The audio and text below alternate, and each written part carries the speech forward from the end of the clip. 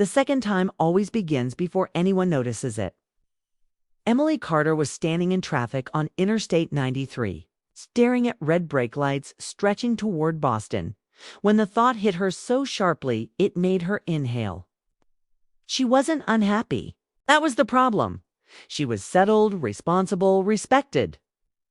But she felt invisible inside her own life, like someone had slowly turned the volume down on her without asking. At 42, Emily had learned how to smile at the right moments, how to nod during meetings, how to come home and ask the right questions.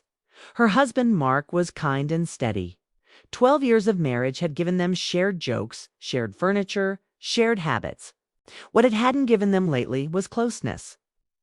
They lived together but rarely reached for each other. The night before, Mark had fallen asleep with the TV on.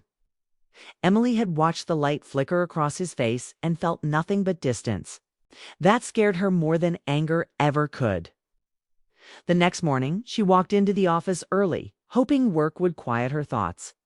That was when she saw Daniel Brooks standing by the coffee machine, sleeves rolled up, reading emails like he had nowhere else to be. Daniel was new to the Boston office, transferred from Toronto after his divorce. He didn't talk much about it, but the word followed him, quiet and heavy. He had a calm presence, not flashy, not loud. When he looked at people, he really looked. That alone made him different. "Morning," he said, smiling like he meant it. Emily nodded back, feeling something lift inside her chest before she could stop it. They worked on the same project, which meant long hours and shared pressure. Daniel noticed details most people missed. He remembered when Emily preferred silence. He noticed when she stayed late but pretended she wasn't tired. He never rushed her. At first, their conversations stayed safe. Deadlines, office jokes, coffee complaints. But slowly, they slipped into something else, stories about past choices, about moments that didn't turn out the way they expected. One late evening, with the office nearly empty, Daniel leaned against the desk across from her. The lights were dimmed, the city quiet outside. "Do you ever feel like you followed the rules too well?" he asked. Emily laughed, but it came out thin, all the time. That was the first moment she felt the shift. The question wasn't dangerous on its own, but the way he waited for her answer was like he was opening a door and watching too. See if she'd step through. She didn't. She closed her laptop, stood up, and said she had to get home. Daniel didn't stop her, but his eyes followed her, thoughtful and heavy. That night, Emily lay awake replaying the conversation. Nothing wrong had happened. No lines crossed. Still, her heart felt like it had been pressed too hard to suddenly. The next few weeks moved fast. Work demanded focus. Life filled the space. Emily convinced herself she had imagined the tension. Then came the meeting invitation for a company conference in Chicago. 2 days, 1 hotel. A chance to step outside routine. She told Mark about the trip over dinner. He nodded, asked about the weather, went back to his phone. No jealousy, no curiosity, just trust. That trust weighed more than suspicion ever could. Chicago greeted her with cold air and sharp wind. The hotel lobby buzzed with voices and rolling suitcases. Emily checked in, rode the elevator alone, and stared at her reflection in the mirror. She looked the same, but something felt different. The first day passed in a blur of presentations. That evening, the group gathered for drinks.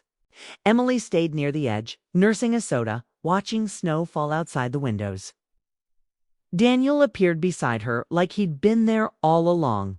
"Want some air?" he asked. She hesitated, then nodded.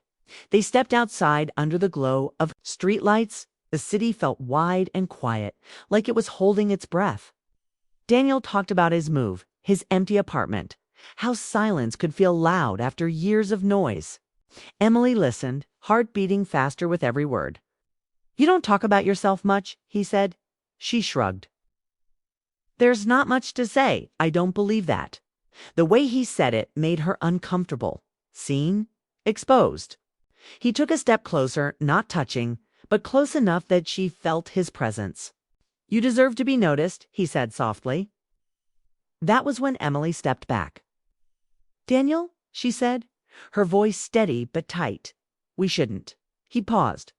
The moment stretched. For a second, it felt like he might push, like he might say more than he should. Instead, he nodded. You're right, he said. I'm sorry. She went back inside, heart racing, hands shaking. Nothing had happened. Still, she felt like she had crossed something invisible. Back in her room, Emily sat on the edge of the bed, staring at the carpet. She told herself she was tired, that emotions ran high during travel, that tomorrow things would go back to normal. But sleep didn't come easily. She thought about the way Daniel had looked at her, not as someone's wife, not as a role, as her. The next morning, she avoided him, sat on the other side of the room, left early, did everything right. On the flight home, she promised herself distance would fix everything. It didn't. Back in Boston, Daniel gave her space. No late-night conversations, no personal questions. That absence made her restless. She found herself checking her inbox, more than she should. At home, Mark talked about work, about bills, about plans. Emily nodded, smiled, moved through her days like a guest in her own life. One evening, she stood in the kitchen washing dishes while Mark watched TV. The sound of laughter from the screen felt far away. She realized she hadn't been asked how she felt in weeks. That night, she dreamed of standing in front of a closed door, knowing something important was behind it, afraid to open it. The next time she saw Daniel, it was in the office hallway. They passed each other like strangers. He nodded politely, then kept walking. Something inside her cracked. She followed him. Hey, she said quietly. He stopped, surprised. Just wanted to say thanks for respecting what I said. Daniel looked relieved. I didn't want to make things harder for you. You didn't, she said. You just made me think. They stood there for a moment, the hallway empty. I won't cross that line again, he said. Emily nodded. She believed him. But as she walked away, her chest felt tight with a truth she couldn't ignore. The first time, she had resisted because she was afraid. The second time wouldn't come with pressure or surprise. It would come with choice.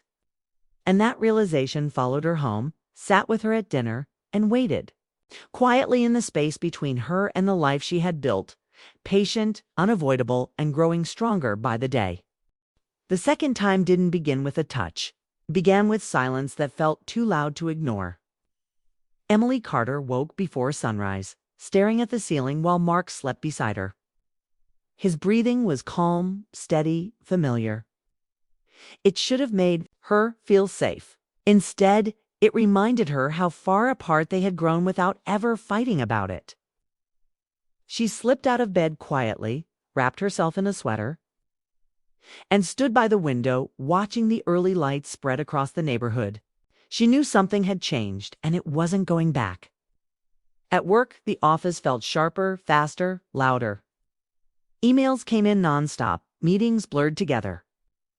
Emily moved through it all with focus, but her thoughts kept drifting to one thing, the choice she had avoided for months. Daniel had stepped back, kept his distance, done everything right. That made it worse. There was no pressure to blame, no mistake to point at, only honesty waiting to be faced. At lunch, Emily ate alone at her desk, barely tasting the food. She opened a document and stared at a blank page, pretending to work while her heart raced. She told herself she just needed time. But time had stopped helping. That afternoon, she received a short message from Daniel. Can we talk? Just for a minute? Her hands trembled as she typed back, yes. They met in a small conference room with glass walls and soft light. The door stayed open. Nothing about the moment felt secret, yet everything felt heavy. I don't want to make this harder for you, Daniel said. You'd rather not? No, Emily interrupted. I need this. She took a breath. Then another. I've been lying to myself, she said. Not to you, to me. Daniel didn't move. He waited. I thought resisting meant I was doing the right thing, she continued. But all I did was hide what I was feeling. The room felt still, like time had slowed. I'm married, she said, and I don't take that lightly. I know, Daniel said quietly. But I'm lonely, she said. And pretending I'm not has been breaking me slowly. Daniel nodded, his face calm but serious. I won't ask you for anything, he said. This has to be your choice, fully. That was it. No push, no persuasion, no force of any kind. And that was the moment Emily understood the truth. It's the first time she resisted him. It's the second time she stopped resisting herself, left the office early that day, and drove without. Music letting her thoughts move freely. She knew what had to come next, and fear followed close behind. Not fear of Daniel. Fear of consequences, of honesty, of change. At home, Mark was in the living room folding laundry.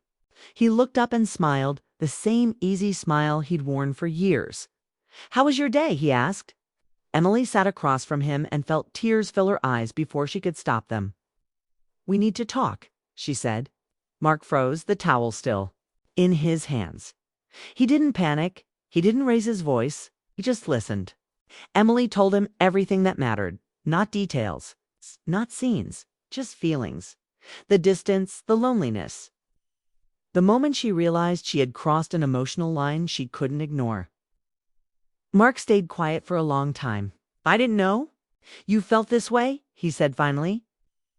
I tried to tell myself it wasn't real, Emily replied, but it is. The conversation lasted hours. There was pain, confusion, sadness. But there was also respect. No shouting, no cruelty. Just two people facing the truth they had avoided. That night they slept in separate rooms. The next morning Emily felt empty and clear at the same time, like something heavy had been lifted, even though it hurt. Days passed. Work continued. Life moved forward. Emily and Mark spoke often, carefully, honestly. Some wounds don't heal quickly, but silence no longer ruled their home. Daniel stayed distant, waiting. One evening, Emily asked him to meet her at a quiet park near the river. The air was cool, the sky turning orange as the sun dipped low. I told him, she said. Daniel closed his eyes for a moment, then opened them. Are you okay? I don't know, she said honestly, but I'm real now. They walked slowly along the path. No touching, no rushing. I won't. Pretend I don't feel something, Emily said. But I also won't pretend this is simple. Daniel stopped walking and faced her. Whatever happens next, he said, I want it to come from clarity, not escape. Emily nodded. That mattered more than any promise. Over the following weeks, her life rearranged itself in quiet ways. Some mornings were heavy with doubt. Others felt lighter than she remembered possible. She learned that choosing truth didn't mean choosing happiness right away. It meant choosing reality. The second time had nothing to do with pressure or force. It had everything to do with surrender not to another person, but to a feeling she could no longer deny. Emily didn't know how the story would end, with Daniel, with Mark, or alone. But for the first time in years, she wasn't pretending anymore. And sometimes that is where real stories truly begin.